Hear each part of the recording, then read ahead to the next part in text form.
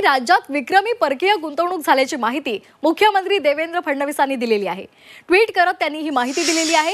गेल्या 10 वर्षातली विक्रमी परकीय गुंतवणूक महाराष्ट्रामध्ये केवळ 9 महिन्यांमध्ये आली आहे असं त्यांनी आपल्या ट्विटमध्ये म्हटलेलं आहे।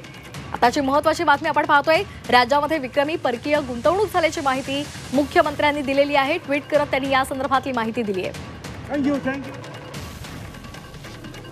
काय नेमकं त्यांनी आपल्या ट्विटमध्ये म्हटलंय पाहूयात।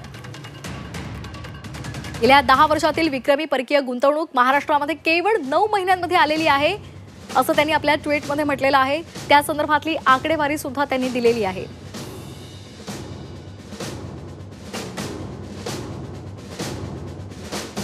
गेल्या 10 वर्षातली विक्रमी परकीय गुंतवणूक महाराष्ट्रामध्ये केवळ 9 महिन्यांमध्ये आली। आर्थिक वर्षाच्या पहिल्या 9 महिन्यांमध्ये 1,39,000 2016-17 या आर्थिक वर्षाचा विक्रम मोडला गेलेला आहे असं त्यांनी म्हटलंय। या आर्थिक वर्षामध्ये एक तिमाही आणखी बाकी आहे। उपमुख्यमंत्री एकनाथ शिंदे, अजित पवार आणि मंत्रिमंडळाच्या नेतृत्वामध्ये राज्याची घोडदौड कायम राहील असा विश्वासही त्यांनी व्यक्त केला आहे।